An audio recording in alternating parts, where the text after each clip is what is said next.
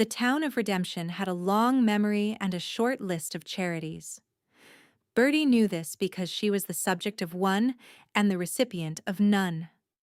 The letter from the solicitor had been crisp, the words inside it a final formal cruelty from her mother's people, the Penhaligons. They had cast her out years ago with a cold sermon on her station in life, and now, with the passing of the last of the line, they had seen fit to leave her something. Not the house in town with its swept porch, not a portion of the mercantile business, not even a handful of the silver dollars that clinked in their ledgers. They left her the Thatcher place. The solicitor, a man with a soft body and hard eyes, had read the bequest in a parlor thick with the smell of lemon oil and self-satisfaction. Her cousins shifted in their damask chairs. To our distant relation, Bertie, we leave the old Thatcher homestead and its attendant acreage, that she might have a place to call her own in this world. The words were a performance, a show of magnanimity that was, in fact, the sharpest joke of all. Everyone in Redemption knew the story of the Thatcher place. It sat 10 miles out of town, a gray skeleton on the prairie, abandoned for 40 years since the Thatcher family had collapsed into ruin and dust. It was cursed, they said, haunted by failure. The land was sour, the well was dry, and the buildings were one hard winter away from giving up and lying down.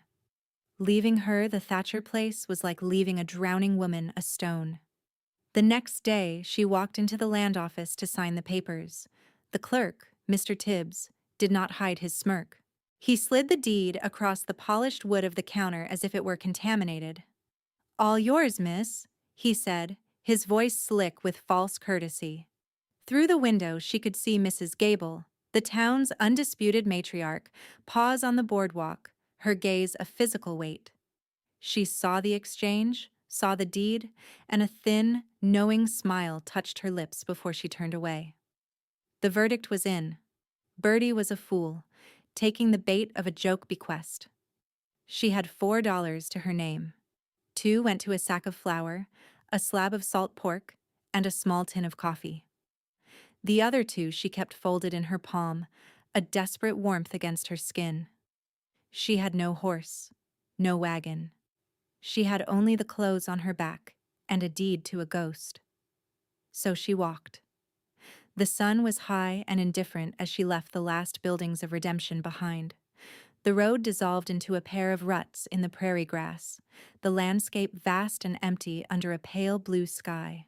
The wind was a constant presence, whispering through the dry stalks, carrying the scent of dust and distance. With every mile, the weight of the town's judgment seemed to lessen, replaced by a more immediate and honest set of fears. Winter was coming. The air had a new edge to it, a chill that clung to the shadows. A homestead that had sat empty for 40 years would offer little comfort against the coming cold. She saw it first as a dark line on the horizon, a collection of angles that did not belong to the soft roll of the land. As she drew closer, the homestead resolved into its component parts of decay. The main house sagged in the middle, its spine broken. The roof was a patchwork of missing shingles, the windows vacant eyes. The wood of the walls was weathered to a silver gray, the color of old bones. A porch ran the length of the front, its boards warped and one end collapsing into a bed of weeds. The silence was absolute, broken only by the sigh of the wind. The Penhaligons were right. It was worthless. A wave of cold despair washed over her, so profound it made her knees feel weak. This was it. The end of the line. A place to lie down and be forgotten. She stood there for a long time, the flour sack growing heavy in her arms, and let the full weight of her desolation settle.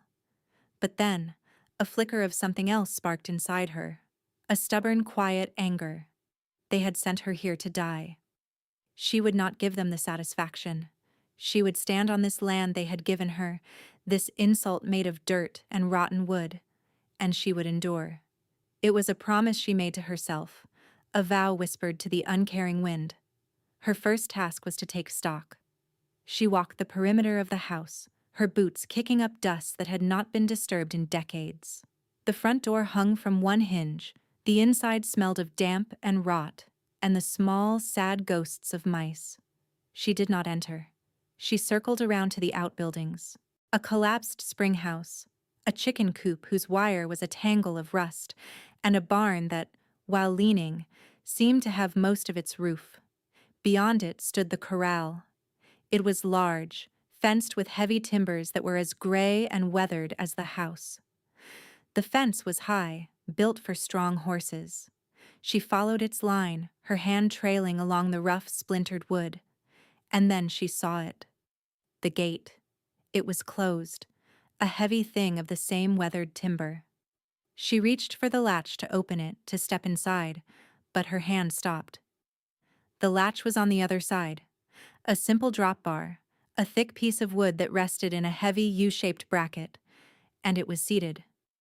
The gate was latched from the inside. Bertie stared. It was impossible. She blinked, thinking the light was playing tricks on her, that a shadow was creating the illusion of a closed latch. But it was real. Solid. The bar was down, secure in its housing. Her heart began a slow, heavy beat against her ribs. 40 years.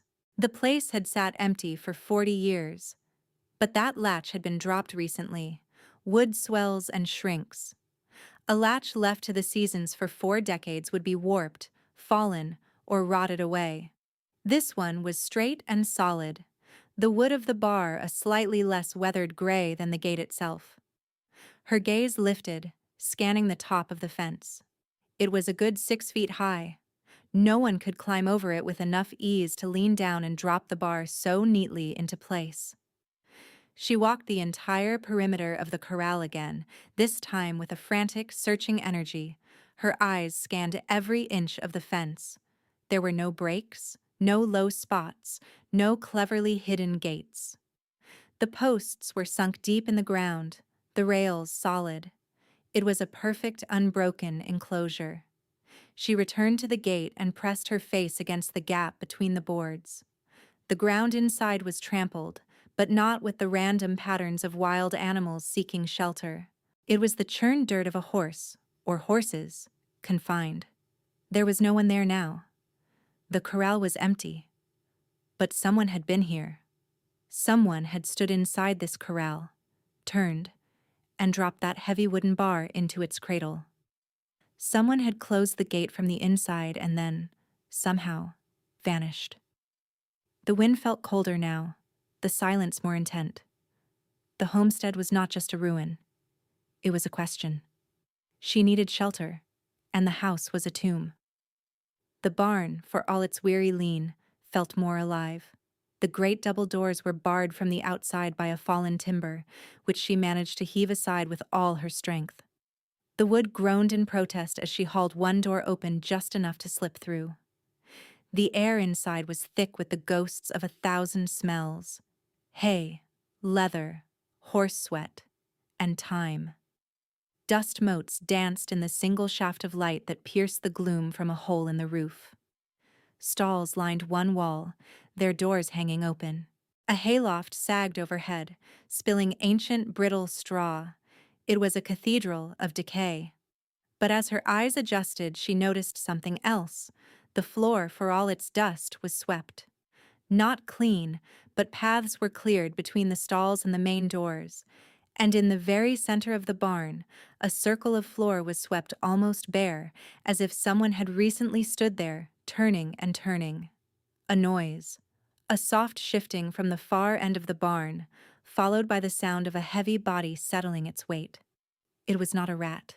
It was too large, too deliberate. Bertie's breath caught in her throat. She stood frozen, her hand still on the rough wood of the door, every nerve alight. The town said the place was haunted, but ghosts did not shift their weight. She took a step, then another, her boots making no sound in the thick dust. The scent of fresh hay grew stronger, cutting through the mustiness of the ages. It was impossible. Yet her senses did not lie. She moved toward the last stall on the left, the one deepest in shadow. The shifting sound came again, a quiet huff of breath. She reached the stall and peered over the half door. Inside stood a horse. It was a big, dark bay gelding, his coat thick and surprisingly clean. He was not a wild horse. He was well fed, his ribs covered, his muscles defined beneath his winter coat. In the corner of the stall was a pile of fresh-looking hay, and a wooden bucket held clean water. The horse lifted his head and looked at her, his eyes dark and intelligent, not with the panic of a wild animal, but with a calm, assessing curiosity. Bertie let out a breath she did not realize she had been holding. This was the answer to the latched gate. This horse. Someone was keeping him here, tending to him. In secret. In this place that the world had forgotten. She unlatched the stall door, its wooden pin moving smoothly in her hand, and stepped inside. The horse watched her, but did not shy away. He blew softly through his nose, a warm puff of air against her cold skin. "Hello there?" she whispered, her voice husky. She reached out a slow hand and let him smell her fingers before stroking the strong line of his neck. His coat was smooth, brushed. This was not a creature of chance. This was a creature of care. A shadow fell across the barn floor, blacking out the sliver of daylight from the open door. Bertie looked up, her heart leaping into her throat. A man stood there, a silhouette against the bright afternoon. He was tall and broad, his shape filling the opening. He did not move for a long moment, simply stood there, watching her. Then he stepped inside, and the barn door swung shut behind him, plunging the space back into near darkness. He moved with a quiet confidence, his steps sure on the dusty floor. He stopped about 10 feet from her, close enough for her to see the hard lines of his face in the gloom, the darkness of a beard that was more than a few days' growth, the wariness in his eyes. He wore a heavy wool coat and worn denim, and he looked as much a part of this place as the old timbers. "This is private property," he said. His voice was low and rough, like stones grinding together. It was not a threat, just a statement of fact. Bertie's fear gave way to that same stubborn spark of anger. She had been through too much to be scared off now. She straightened her spine, keeping her hand on the horse's neck to steady herself. "It's my property," she said, her own voice clearer than she expected. She held up the folded deed, a flimsy piece of paper against the solid presence of the man. "Left to me. I'm Bertie." He did not look at the deed. His gaze remained on her face, then flickered to her hand on the horse. "Is it?" he said. It was not a question. It was a challenge, a deep note of disbelief. "I signed the papers this morning in redemption," she insisted. "The Thatcher place. It's mine." The man's expression did not change, but something in his eyes shifted, a deep and weary knowing. He looked from her to the horse, then back again. "The townfolk have a long reach for their jokes," he said, his voice flat. He turned his attention to the horse and a subtle softening came over his features. "Rye," he said, and the horse nickered, turning his head toward the man. So the horse had a name, and this man was his keeper. The mystery of the latched gate was solved, but a dozen more questions took its place. Who was he? Why was he hiding here, on land that was not his, tending a single horse in a ruined barn? "You're trespassing," she said, though the word felt hollow. He was more at home here than she could ever be. He finally looked at her fully, a long, searching look that seemed to take in her worn dress, her tired face, the determined set of her jaw. He gave a slow, almost imperceptible nod, not of agreement, but of acknowledgement. "My name is Holt," he said, and that was all. He offered no explanation, no apology. He simply stood there, a man of silence and secrets, the living heart of this dead place. And Bertie, with nowhere else on earth to go, stood her ground in the dusty barn, her hand on the warm neck of his horse, and did not run. A silent truce settled between them, as heavy and unspoken as the dust in the air. Holt did not tell her to leave, and she did not know how to make him. He retreated to a small, solid-looking line shack tucked behind the main house, a structure so weathered and overgrown it was nearly invisible. From its stone chimney, a thin curl of smoke rose at dusk and dawn. He was the recluse the maps forgot, living in the bones of another family's failure. Bertie claimed a corner of the cavernous barn. She swept the tack room clean, its floorboards solid, its walls tight against the wind. It was small and smelled of leather and oil, but it was dry and defensible. She had her sack of flour, her salt pork, and a place to lay her head. It was more than she'd had the day before. Her days fell into a quiet rhythm dictated by survival. She explored the property, finding a spring that still trickled clear, cold water if you dug away the mud and leaves. She found a stand of late-season berry bushes and gathered what she could. But mostly, she found herself drawn back to the barn and to Rye. The big gelding was the center of this strange, silent world. He was the reason for the swept paths, the clean water, the fresh hay that appeared in his manger each morning before she woke, left by the taciturn ghost from the line shack. Bertie had grown up around her uncle's workhorses, and she possessed a quiet, innate understanding of them. She saw things Holt, for all his evident care, might have missed. She noticed Rye favored his left foreleg after a cold night. It was an old injury, a slight thickening of the tendon that she could feel with her fingertips. The horse would stand for her, his head low as she gently palpated the leg. He trusted her in a way that was immediate and profound. Holt would sometimes stand in the shadows of the barn entrance, watching her. He never spoke, but she felt his gaze, heavy and assessing. She was proving herself, not to him, but to the horse, and he was the silent witness. One afternoon, she took a walk along the creek bed, her eyes scanning for useful herbs. She found a patch of comfrey, its broad, fuzzy leaves unmistakable. She gathered them carefully, her hands stained with green. Back in the barn, she mashed the leaves with a little water from the spring, creating a thick, dark poultice.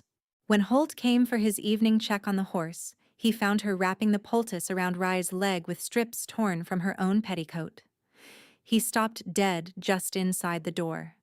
She looked up, expecting a rebuke, a sharp order to leave his horse alone. Instead, he just watched, his expression unreadable in the dim light.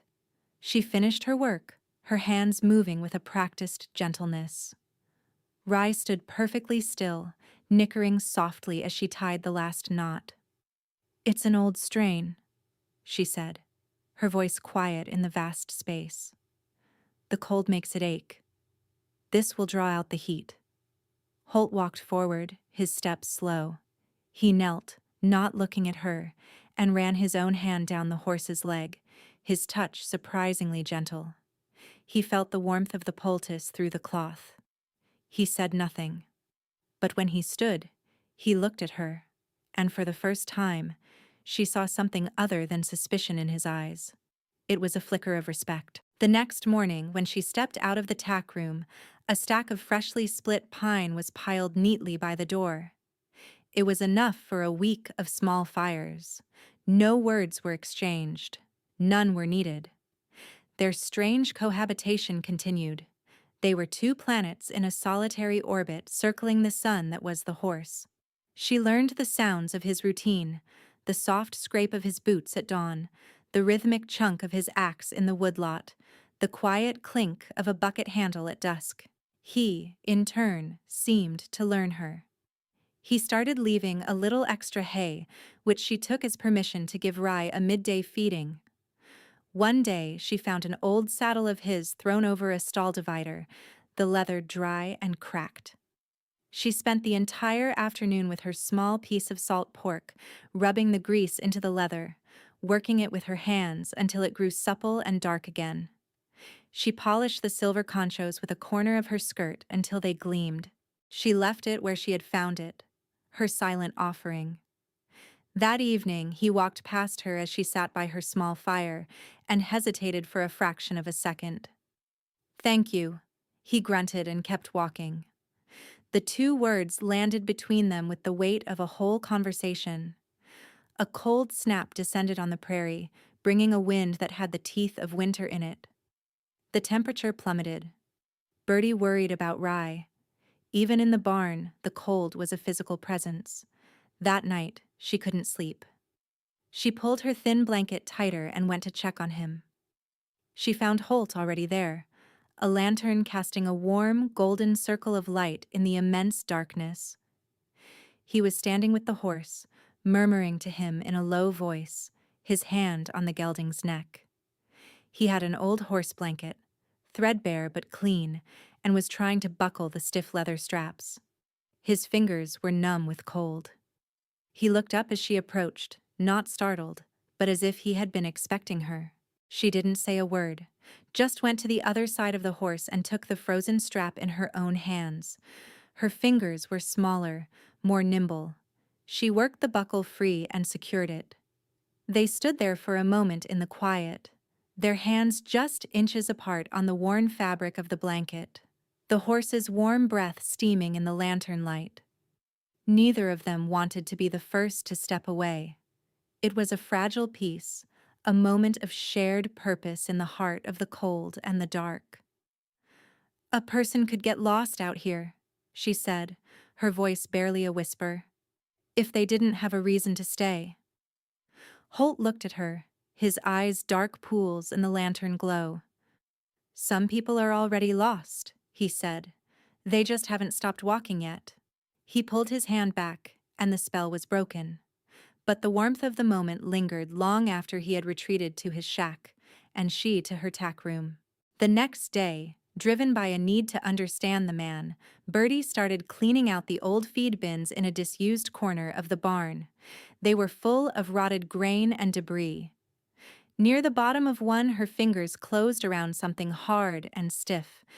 It was a piece of leather, blackened with age and damp. She took it into the light. An old headstall, so rotted the straps crumbled in her hands, but on the cheek piece, a brand had been burned deep into the leather. It was a simple, elegant T. Thatcher. The horse, or at least his ancestors, had belonged to the family that built this place. That made a kind of sense. But as she was about to toss the rotten leather aside, she saw another piece tangled in it. This one from a newer, better cared for harness. Tucked into a fold was a small round metal tag, the kind used to identify freight. Stamped into the soft brass were two initials and a name: H. Calloway. Holt Calloway. The name hit her with the force of a physical blow. Holt, the silent man in the line shack. But Calloway? That name was also part of Redemption's lore. The Calloways had been the Thatchers' closest friends and partners, a half-century ago. They had built their ranches together. And then, according to the town's story, the Calloways had vanished around the same time the Thatchers had lost everything. Some said they had run from debts. Others whispered of a darker betrayal. And now, one of them was here, living like a ghost on the ruins of his family's friends. The horse was his. The brand was Thatcher's. The man was a Calloway. The questions were no longer just about a latched gate. They were about history, loyalty, and a 40-year silence. A week later, the outside world intruded. A rider appeared, a black speck growing steadily larger against the pale grass. It was Mr. Tibbs, the land agent from town. He trotted up to the house, his horse a fine-looking animal that seemed out of place against the backdrop of decay. Tibbs dismounted, a look of profound disbelief on his face as he saw Bertie emerge from the barn. "Well, I'll be," he said, tipping his hat with exaggerated politeness.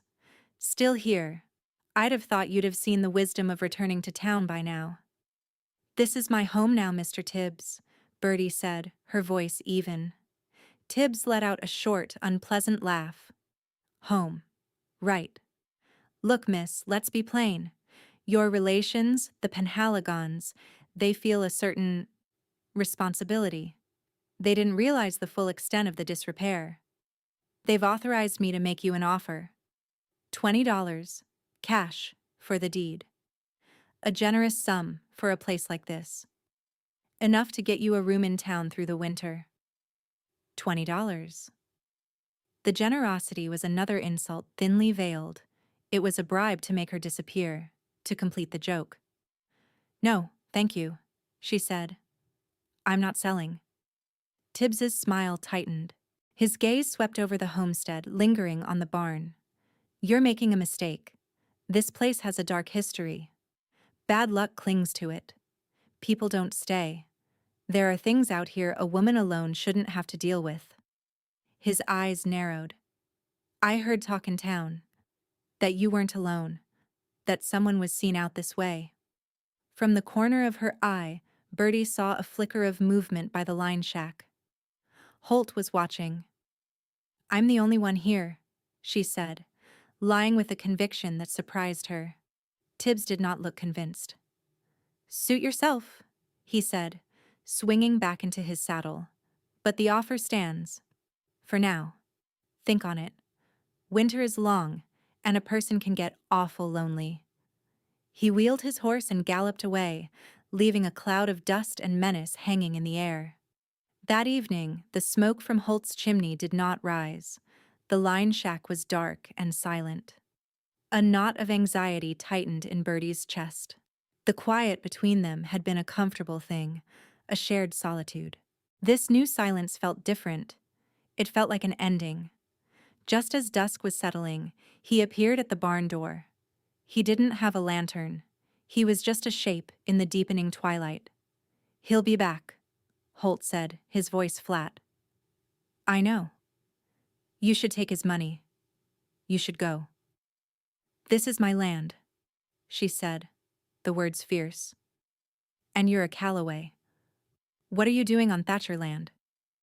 She threw the question at him, the name a stone in the quiet air. He flinched, a barely perceptible tightening of his shoulders. He walked into the barn and stood before Rye's stall. The horse pushed his head over the door, nudging his friend's shoulder. Holt stroked the horse's nose, his gaze distant. My father made a promise to old man Thatcher, he said, his voice so low she had to strain to hear it. 40 years ago, when everything went wrong, the herds died, the money vanished. The Penhaligons called in a debt no one knew existed. The Thatchers lost everything. My family was ruined right alongside them. He paused, his hand still on the horse. The town has its stories. They say we ran. We didn't. We just stepped aside. My father promised he would watch over this place, that he would keep the most important things safe. He did it until the day he died. Now I do it. What is it? She whispered. What are you keeping safe? He looked from the horse to her, his eyes filled with a grief so old it was part of the landscape. The blood, he said. Rye. He's the last of the Thatcher line. The finest horses in this territory came from this ground. My father promised that one horse, the memory of what they were, would always remain on this land. So I keep him here. I mend the fences. I keep the well from collapsing. I honor the promise. So that was it. A quiet ritual of remembrance. A 40-year vigil kept by father and son. The latched gate was him, slipping in and out through a hidden break in the back fence he mended each time, a ghost tending a ghost. But his story, noble as it was, made him a squatter in the eyes of the law. It made him vulnerable, and Tibbs had smelled that vulnerability. He'll use me to get you out, Holt said, his voice heavy with resignation. He'll say I'm a threat, a vagrant. He'll bring the sheriff. Then we tell the sheriff the truth, she said, a desperate hope in her voice. Holt gave a short, bitter laugh. The truth? The truth is, I'm a Calloway on Thatcher land with no paper to say why. The truth is, your deed is the only thing that matters to the law. My promise is just a story. It's wind. Take the money, Bertie. Go. He turned and walked out of the barn, disappearing into the night, and the silence he left behind was absolute. The break came 3 days later. It was a cold, gray morning, the sky the color of lead. Two riders appeared this time, Mr. Tibbs and beside him, a man with a silver star on his chest, Sheriff Brody. He was an older man, his face weathered and tired, known to be fair but bound by the letter of the law. They dismounted, and Tibbs wore a look of triumph. "Miss Bertie," he said, his voice oozing false concern. "I'm sorry to have to bring the sheriff into this, but we have a delicate situation. We have reason to believe you are being intimidated by a squatter." Holt emerged from the line shack. He did not look at Bertie. He looked at the sheriff, his face a mask of grim acceptance. He was ready to be arrested, to be removed, to let the 40-year promise die in the dust. "This man is Holt Calloway," Tibbs announced. "His family has a bad history here. He has no legal right to be on this property. For your own safety, Sheriff Brody needs to escort him off the premises." Sheriff Brody looked from Holt's stony face to Bertie's pale one. "Ma'am, is this man bothering you?" This was the moment. She could save herself. She could nod, and Holt would be gone. Tibbs would give her the $20, and she could go back to Redemption and find a small, lonely room to wait out the winter in. It was the sensible thing to do. It was what Holt himself had told her to do. But as she looked at him, standing there braced for the end, she saw not a threat, but the keeper of a sacred trust. She saw the man who had left firewood by her door, who had stood with her in the cold of the barn, whose silent companionship had become an anchor in her world. She could not betray that. "No," she said, her voice ringing out in the cold air. "He is not bothering me. He is my guest." Tibbs's jaw dropped. "Your guest? The woman is clearly frightened, Sheriff. The Penhaligon family has filed a formal complaint. They are the rightful administrators of this estate, and they want him gone. In fact," he pulled a sheaf of papers from his coat, "their lawyer has found an irregularity in the original deed transfer. They are contesting your claim entirely." It was a lie, a fabrication to pressure her, but the sheriff looked at the papers, his face troubled. The law was the law, and paper held more weight than a woman's word. Holt took a step forward, ready to surrender, to end it. "Just go, Bertie," he said, his voice a low plea. "It's over." Despair, cold and sharp, pierced her. He was giving up. He was retreating back into his fortress of silence and loss, leaving her to face them alone. The mockers in town had been right. She was a fool, and this was the price of her foolishness. She was about to be swept away, another piece of debris on this failed land. But as she looked at the sagging porch of the Thatcher house, a memory surfaced. The T brand on the rotted leather. Thatcher. The name was hers now, in a way. The house was hers, and houses held secrets. "Wait," she said, holding up a hand. An idea, wild and desperate, took root. "There's more to this story.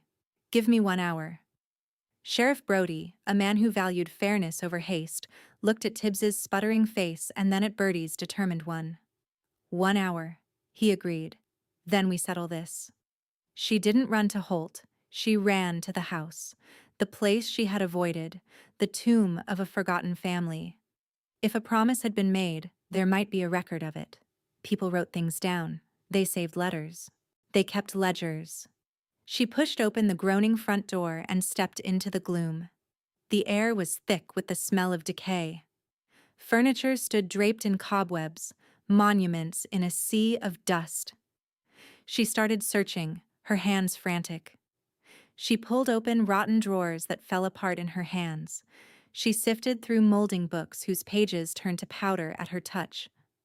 Nothing. She was running out of time. She stopped in the center of the main room, her heart pounding. Where would you hide something important? Something you wanted to last for 40 years? Not in a drawer, not on a shelf, underneath. She got on her hands and knees and began tapping the floorboards. Most gave a dull, solid thud. But near the great stone fireplace, one board answered with a hollow echo. Her fingers scrabbled at the edges, finding a small notch cut into the side. She pried it up. The board lifted, revealing a dark cavity beneath. And inside, wrapped in oilcloth, was a metal box.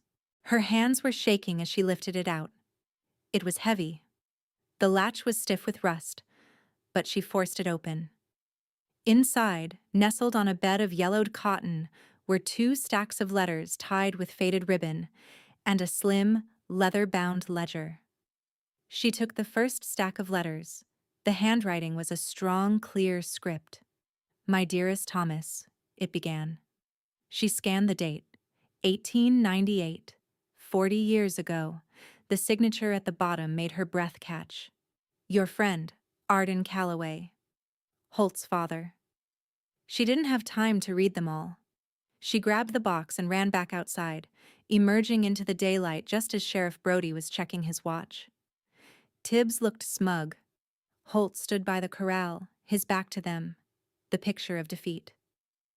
"My hour is up," she said, her voice breathless. She walked to the sheriff and held out the box. "And this is the truth." She opened the box on the hood of Tibbs's saddle. She took out the ledger first. "This is Thomas Thatcher's ledger, the last one. And this," she pointed to a page, "is the record of the Penhaligon loan. Paid in full, 2 weeks before they foreclosed." Sheriff Brody took the ledger, his eyes widening as he saw the entry, the date, Thatcher's signature. Tibbs went pale. That's a forgery." "Is it?" Bertie said, her voice ringing with newfound power. She held up the letters. "Or is this a forgery, too?"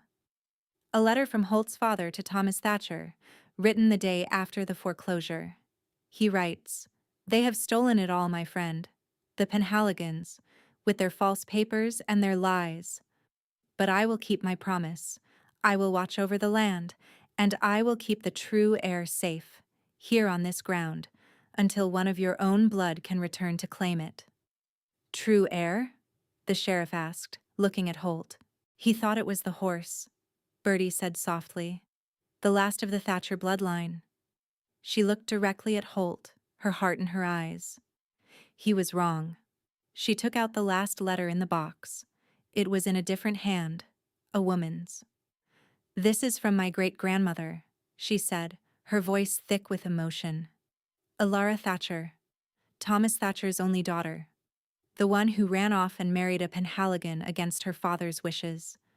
This is the letter he sent her, forgiving her, welcoming her home. But she never got it. The Penhaligons hid it. They hid her inheritance. They cast out her daughter, my grandmother, and they cast out me." She looked at Tibbs, her eyes blazing. "This land was never theirs to give as a joke. It was mine all along, by blood." The silence that followed was profound. Tibbs stood there, his face a mask of disbelief and fury, the architect of a 40-year-old crime. The sheriff slowly closed the ledger. "The Penhaligons will have some questions to answer," he said, his voice grim. As the weight of the revelation settled, a movement caught everyone's eye. Rye, who had been standing quietly in the corral, pushed open the gate Holt had left unlatched in his despair. He walked out, his steps deliberate. He walked past Holt. He walked past the sheriff. He walked straight to Bertie and pushed his great head gently against her shoulder, letting out a soft, rumbling sigh. He had chosen his heir. Holt stared, his face a storm of conflicting emotions. He had spent his life honoring a promise he only half understood, a lonely sentinel guarding a memory. And now, the truth had been brought into the light, not by him, but by the cast-off woman he had tried to send away. He stepped forward, his eyes locked on Bertie. He pulled a folded, worn piece of paper from his own pocket. "My father paid the taxes," he he said, his voice rough with unshed tears. On the line shack and the 10 acres around it, every year, for 40 years, he said a Calloway should always have a foot on this land, to stand watch. He handed the paper to the sheriff. Her claim is true, and I am her witness. He had saved her from the legal challenge, cementing her claim with his own family's proof, and she, with her courage and her refusal to be broken, had saved him from his lonely vigil. She had pulled him out of his grief and given his family's promise its true and final meaning. The rescue was mutual. The circle was complete. Tibbs, speechless and exposed, was gruffly dismissed by the sheriff, who promised a visit to the Penhaligon house that very afternoon.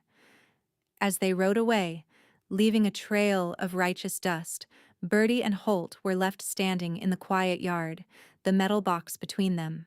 He looked at her, truly looked at her, and the walls he had built around himself for a lifetime finally crumbled. "I didn't know," he whispered. "Bertie, I never knew." "Now we both do," she said, her voice soft. Spring came to the Thatcher place, but it was not the Thatcher place anymore. It was home. The prairie grass greened and wildflowers bloomed in the shadow of the old house. But the house was changing too. Holt, with his quiet strength, had repaired the broken spine of the roof. New glass, bought with the first profits from selling 2 of Rye's foals, gleamed in the window frames. Bertie had made the inside her own. The dust and decay were gone, replaced by the scent of baking bread and drying herbs. The letters and the ledger sat in a new wooden box on the mantelpiece of the great stone fireplace, a testament to the truth they had uncovered. One warm afternoon, Holt was mending the corral fence, replacing the old gray timbers with new, strong ones. The gate stood wide open. Rye grazed peacefully in the home pasture, a testament to a promise fulfilled. Bertie came out of the house with a dipper of cool water from the spring. She watched him work, the easy, powerful swing of his arms, the focused set of his shoulders. He was no longer a ghost. He was a man in full sun, on his own land, beside her. He saw her and straightened up, wiping the sweat from his brow with the back of his hand. He took the dipper she offered, their fingers brushing. The small touch sent a shock of warmth through her, as powerful as the first day she had seen him in the barn. "You know," he said, his voice a low rumble, "my father used to say you could fix anything with time and the right tools." She smiled, her gaze soft. "I think he was right." He finished the water and handed the dipper back, but he didn't let go. His hand closed gently over hers. He looked out at the rolling land, at the horse, at the house that was slowly coming back to life. "All those years," he said, "I was just keeping a light in a window nobody could see. I thought I was guarding a history. I didn't know I was waiting for the future to arrive." He turned his gaze back to her, and in his eyes, she saw the end of a 40-year winter and the beginning of everything else. The silence that fell between them was not empty. It was full of peace, of promise, of the quiet, unshakable certainty of 2 people who had found their way home. Finding a place in this world can be a hard road, especially when you start with nothing but other people's doubts. But sometimes, the things everyone else walks past, the ruins and the forgotten stories, are just waiting for the right person to see what's still alive inside. We hope this story reminds you that every ending can be a new beginning. If you enjoyed it, please like this video, subscribe to our channel, and hit the notification bell so you never miss a new story. Have you ever found a home where everyone else only saw ruins? Let us know in the comments below. We'll see you next time.